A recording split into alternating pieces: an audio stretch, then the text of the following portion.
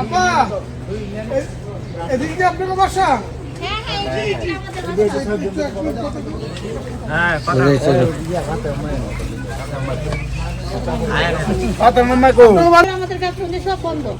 আমরা না খাওয়ার অবস্থা এখন আমরা বলতে পারি না কারো কাছে আমরা দুটো খাবার দেব আমাদের ব্যবসার জীবন আমরা কি করে খাবো আমার বাচ্চার স্কুলে নাম কেটে দিচ্ছে আমি আপনার একটা কথা সমস্যা তো পানি বলতে পারেন না দেখাই তো আজকে নিজে অনেক খুশি আমি আপনাদেরকে একটা কথা বলি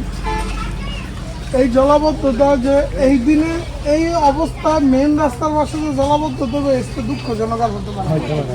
আমরা আসছি আপনাদের এই জলাবদ্ধতা কিভাবে নিরসন করা দূর করা আমরা এইটাই চাই এবং আমাকে এমপি সাহেব নিজে সশরীরে ফোন দিয়ে বলছে যে তুমি জরুরিভাবে জামপুরবাসী যারা আছে যারা ভয়াবহ অবস্থা আছে এমপি সাহেবের কাছে একটা তথ্য গেছে যে এতটা খারাপ অবস্থা যে বাড়ির ভিতরে সাপাই সাপাবে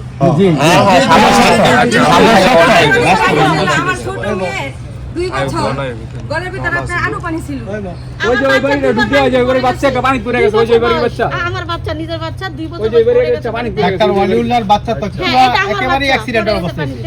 তারপর আমার মেয়ে পানিতে পড়ে যাওয়া পানি ওর ভিতরে ঢুকছে পেটের ভিতরে 3 দিন আগে আমি হসপিটাল ছিলাম মাতওয়াল হসপিটাল ওর জিভ আমি একদম পচে গেছে পানিতে আর হাত পা গোটা একদম নষ্ট হয়ে গেছে আমি পিজিতেও নিয়ে গেছি পিজিতে কোনো চিকিৎসা আমি মূলত পাচ্ছি না ওটার জন্য আপা প্রথমত হচ্ছে কি আমি আপনাকে বলি প্রথমত হচ্ছে কি এই জায়গাটা হচ্ছে নিচু জায়গা এটা উঁচু করতে হবে এটা হচ্ছে কি একটা হিসাব আমাদের হাতে যেটা করণীয় জরুরি ভিত্তিতে আগে জলাবদ্ধতা কমাতে হবে যেটার জন্য আমরা এখন থেকেই কাজে লেগে যাব আপনাদের জন্য আমি যেটা পারবো ড্রেন ব্যবস্থা করে দিতে পারবো ড্রেন ব্যবস্থা করতে পারবো রাস্তা করে দিতে পারবো বাট বাকিটা হচ্ছে কি আপনাদের সবার সহযোগিতা লাগবে অবশ্যই আমি একটা কথা বলি এমপি সাহেব আপনাদের কাছে দফায় দফায় এসে বলছে আপনারা আমার প্রতি বিশ্বাস রাখেন আস্থা রাখেন আমি আপনাদের জন্য করব সেই কারণে আজকে আমি সরাসরি আপনাদের কাছে আসছি আমাকে কিছুক্ষণ সময় দেন আমি আপনাদের এই দুর্যোগ যত তাড়াতাড়ি সম্ভব সমাধান করে দেব ইনশাআল্লাহ আরেকটা কথা বলি আমি যে ভয়ঙ্কর পরিস্থিতি এখানে দেখলাম এই পরিস্থিতিতে এই বাচ্চাগুলোর দিকে আপনারা একটু খেয়াল রাখবেন কারণ যতক্ষণ পর্যন্ত এই জলাবদ্ধতা না কমে ততক্ষণ পর্যন্ত সাপ বিচ্ছু বা বিভিন্ন ধরনের পোকামাকড়ের বা পানিবাহী রোগের আশঙ্কা থাকতে পারে সেটার জন্য প্রত্যেকটা মাদেরকে আমি বলি আপনারা আপনাদের সন্তানদেরকে একটু খেয়াল রাখবেন বাকিটা আল্লাহর উপরে ছেড়ে দেবেন ইনশাআল্লাহ আমরা আমাদের কাছে নেমে যাই ঠিক আছে পানি পাস করার জন্য আমাদের রাস্তা কাটতে হবে ওই পাশে লাগাতে হবে এটা হচ্ছে লং প্রসেস কিন্তু তাড়াতাড়ি যেটা এখন করতে হবে আমাদের একটা মোটর লাগা এটা আগে পানিটা আউট করতে হবে ওই কাজও চলমান থাকুক এইটা আমরা পাস করে দিচ্ছি ড্রেন কোন দিক হবে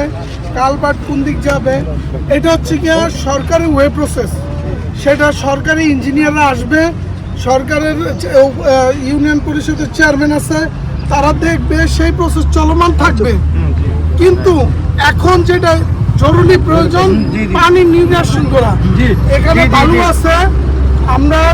সাবমার্সিবল পাইপ লাগায়া মোটর দিয়ে পাম্প দিয়ে জরুরি ভাবে আগে আমরা পানি নির্বাসন করি ওইটার সাথে আমরা বাকি যে প্রসেস আছে ওইটাও চলমান রাখবো এবং ড্রেনের কাজ এটা এমপি মহোদয়ের সাথে কথা বলে ওইটাও আমরা চলমান রাখবো যেটাতে স্থায়ী সমাধান হবে আমরা ওইটাই করে ফেলবো কিন্তু এখন যদি ধরেন আমরা এইটার দিকে তাকাইলাম এদিক দিয়ে তো মানুষ মরে যাবো আমরা আগে যেটা জরুরি প্রয়োজন আগে সেটা করি তখন সাহেব ইমার্জেন্সি পাইপ লাগায় ইউনিয়ন মহোদয়ের সাথে কথা বলে আপনি ইমার্জেন্সি পাইপ লাগায় পানি নির্বাচনের ব্যবস্থা তারপরে আমরা যে প্রসেস আছে ড্রয়িং এর প্রসেস আছে ট্রেনের প্রসেস আছে ওইগুলো অ্যাডজাস্টেবল ওগুলো আমরা চলমান ঠিক আছে